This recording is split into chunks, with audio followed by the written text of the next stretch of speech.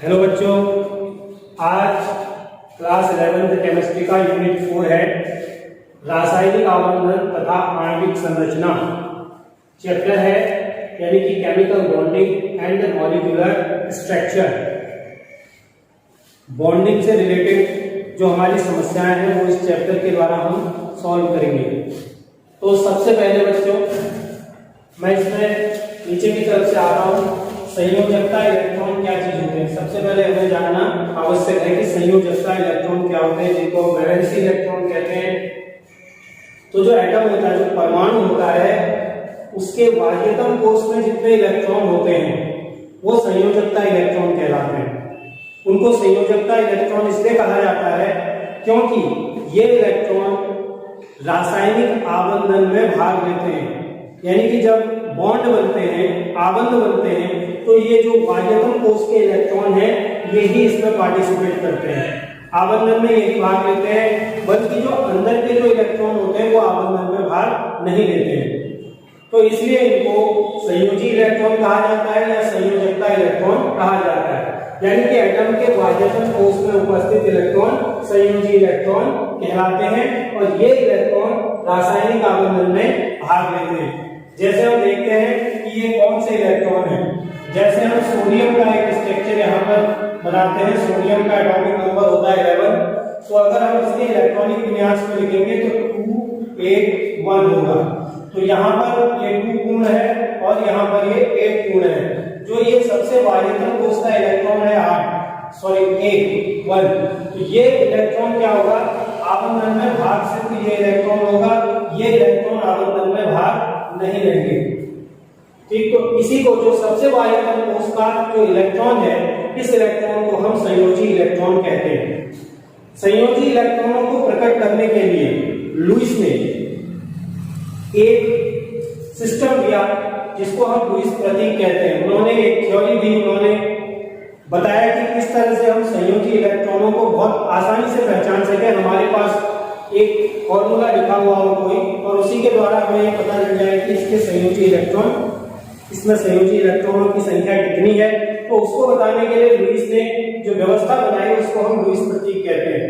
तो इस व्यवस्था में जो प्रतीक होता है, प्रतीक के चारों ओर संयोजी इलेक्ट्रॉनों को डॉट के द्वारा प्रदर्शित कर दिया जाता है। तो जैसे हम यहाँ पर देख रहे हैं, हमने lithium, beryllium, boron, carbon, nitrogen, oxygen, chlorine, neon लिखा हुआ है। तो अभी हमको यहाँ से पता नहीं चल पा रहा है कि इसमें संयोजी इलेक्ट्रॉनों की संख्या कितनी है। लेकिन यदि हम इसमें संयोजी इलेक्ट्रॉनों को लिखें इसके इलेक्ट्रॉनिक विन्यास के आधार पर, तो इसका परमाणु क्रमांक 3 होता है। तो 2 और 1, यानी कि बाह्यतम कोश में 1 इलेक्ट्रॉन है। तो इसको हम यहाँ पर इस तरह से डॉट का निशान लगा करके दिखा देंगे। अब हम खाली अगर लिथियम को देखते हैं, उसके ऊपर एक डॉट है, तो हम अंदाज लगा सकते हैं कि इसमें संयोजी इलेक्ट्रॉनों की संख्या है 1। तो ये लुईस प्रतीक हुआ लिथियम का। बेरिलियम इसी तरह से, बेरिलियम 2 हो गया, बाह्यतम कोश में 2 इलेक्ट्रॉन है। तो यहाँ पर हम इसमें 2 डॉट लगा देते हैं, तो ये लुईस प्रतीक है। इसी तरह से बोरॉन में ये संख्या 2, 3 आ जाएगी। तो इस तरह से ये बनते चले जाएंगे। इसमें 4 कार्बन है, 4 हो जाएंगे। तो ये जो बाह्यतम कोश के जो इलेक्ट्रॉन है, इनको हम अगर बिंदु रूप में प्रकट करते हैं तो उसको हम कहते हैं लुईस प्रतीक। तो ये आप लोगों की समझ में आ गया होगा कि लुईस प्रतीक इस तरह की जो संरचनाएं बनी होती हैं किसी भी एटम की, उसको हम कहते हैं लुईस प्रतीक। तो इस तरह से हम इसके बनाने का प्रयास इस आसानी से कर सकते हैं। उसके बाद बच्चों, लुईस प्रतीक का क्या बेनिफिट है, लुईस प्रतीक के लाभ क्या है। तो लुईस प्रतीक का पहला लाभ हमें यह है कि हम सिर्फ सूत्र को देख करके संयोजी इलेक्ट्रॉनों की सही संख्या को ज्ञात कर सकते हैं। और जो अन्य संख्या है उसमें है, तो जैसे जो भी हमारा एटम होगा उसमें जितने भी अगर बिंदु डॉट लगे हुए हैं, तो वो डॉट इंडिकेट करेंगे कि उसमें संयोजी इलेक्ट्रॉनों की संख्या कितनी है, जिसे हम बहुत आसानी से सूत्र को देख करके पता लगा सकते हैं। तो इनको हम कहते हैं संयोजी इलेक्ट्रॉन। बच्चों, उसके बाद इसमें आता है अष्टक नियम। अष्टक नियम का प्रतिपादन लुईस ने किया था। इनके साथ में कॉस्टेल नाम के साइंटिस्ट थे जिन्होंने रासायनिक आबंधन का इलेक्ट्रॉनिक सिद्धांत प्रतिपादित किया था। ये बहुत महत्वपूर्ण सिद्धांत है, इसे आगे आप देखेंगे। रासायनिक आबंधन का इलेक्ट्रॉनिक सिद्धांत। तो इस सिद्धांत का इन्होंने प्रतिपादन किया, जिसके आधार पर इन्होंने बताया कि जब एटम यानी कि जो परमाणु होता है उनका संयोजन होता है, आपस में दो परमाणु जुड़ करके यौगिक बनाते हैं या एक अणु बनाते हैं, तो ऐसी स्थिति में होता क्या है, तो उनके इलेक्ट्रॉन होते हैं, और वो कौन से इलेक्ट्रॉन, जो संयोजी इलेक्ट्रॉन होते हैं वे इलेक्ट्रॉन आपस में जुड़ते हैं। जुड़ने की प्रोसेस अलग अलग हो सकती है, या तो उनका स्थानांतरण हो सकता है, ट्रांसफर हो सकता है, या उनके बीच में सहभाजन की क्रिया हो सकती है। सहभाजन मींस बराबर बढ़ जाना। तो इस तरह से अब ये होता क्यों है, ये इसलिए होता है कि कोई भी एटम ये चाहता है कि वो अपनी स्थायी अवस्था को प्राप्त करे, अपनी मजबूती को प्राप्त करे, तो उस मजबूती को प्राप्त करने के लिए उसको 8 इलेक्ट्रॉन होना आवश्यक होता है। तो ये आबंधन इसलिए बनाते हैं, इसलिए आपस में जुड़ने का प्रयास करते हैं, जिससे कि वो अंतिम कोष में उनके 8 इलेक्ट्रॉन आ जाएं। तो उसी नियम को हम अष्टक नियम कहते हैं। जो एटम होता है उसका संयोजन एक एटम से दूसरे एटम पर इलेक्ट्रॉनों के स्थानांतरण या सहभाजन के द्वारा होता है, या तो ट्रांसफर होते हैं या फिर उनके बीच में शेयरिंग होती है इलेक्ट्रॉन की।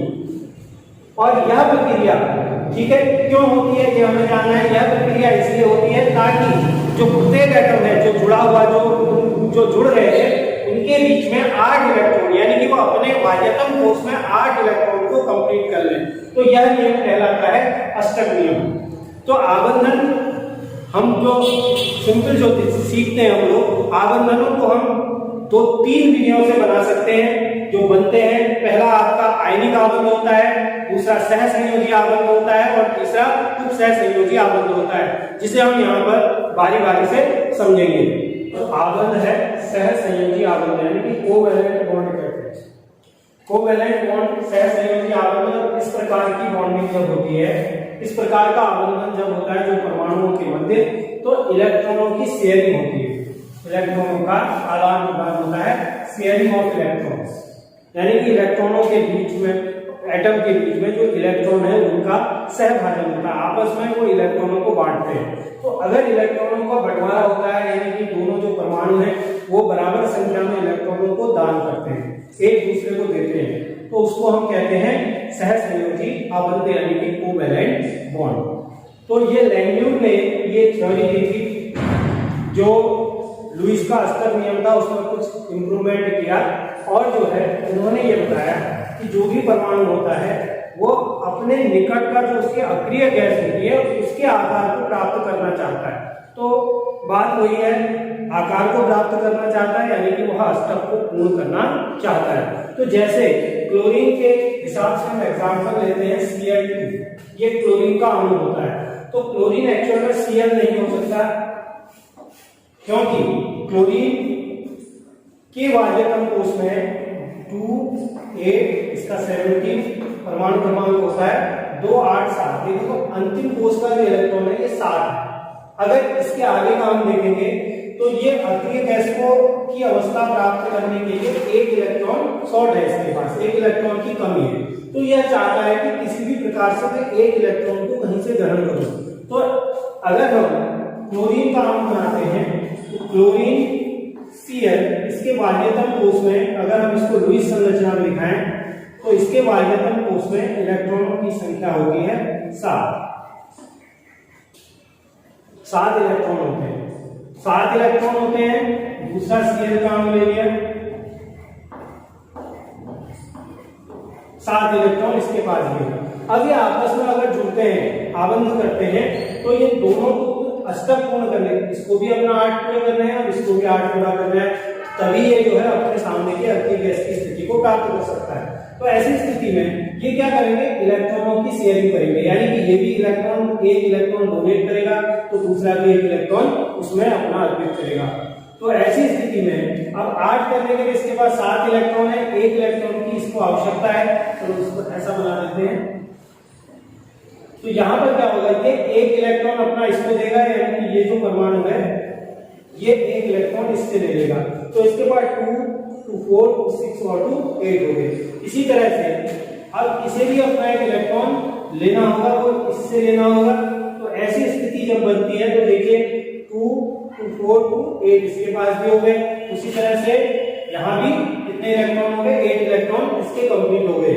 तो ऐसी स्थिति में ये जो अक्रिय गैस है उसकी संरचना को प्राप्त कर लेगा और इनके बीच में जो बॉन्ड बनेगा वो किस तरह का बनेगा, Cl, क्योंकि एक ही इलेक्ट्रॉनों की शेयरिंग हुई है तो यहाँ पर सिंगल बॉन्ड बन जाएगा। इसी तरह से हम देखते हैं ऑक्सीजन का लेते हैं एग्जांपल।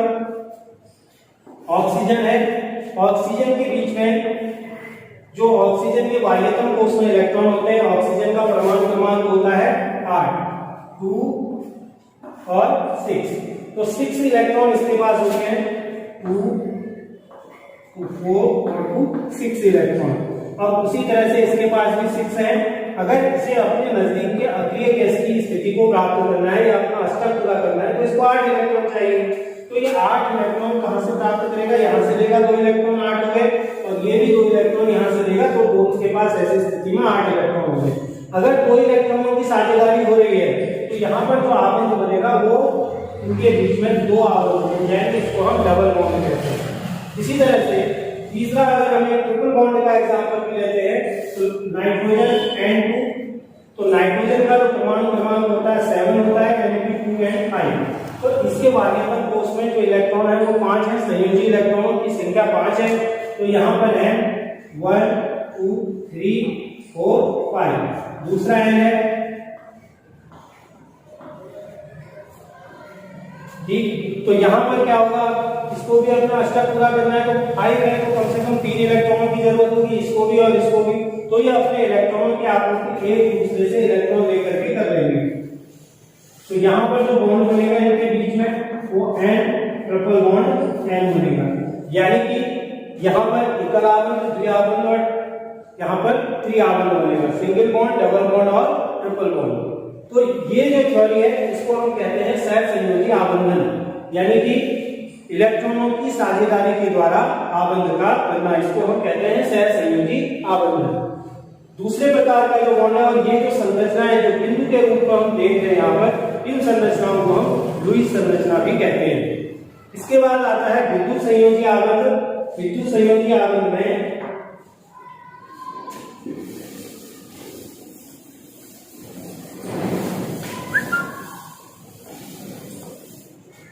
विद्युत संयोजी आबंध में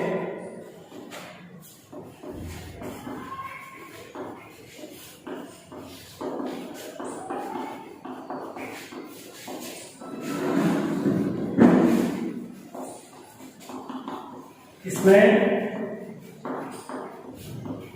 इलेक्ट्रॉनों की साझेदारी नहीं होती है बल्कि इलेक्ट्रॉन ट्रांसफर होते हैं। एक इलेक्ट्रॉन दान करता है और एक इलेक्ट्रॉन को ग्रहण करता है, इलेक्ट्रॉन का स्थानांतरण होता है।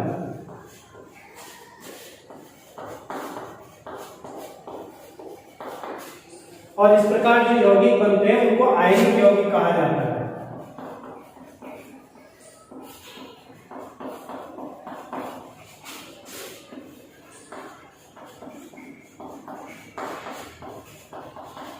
ये यौगिक आयनिक यौगिक कहलाते हैं। तो जैसे कि एग्जांपल इसका भी देख लेते हैं, जैसे Na और Cl के साथ जुड़ करके बनने वाला यौगिक है। Na के बाह्यतम कोश में 1 इलेक्ट्रॉन होता है और Cl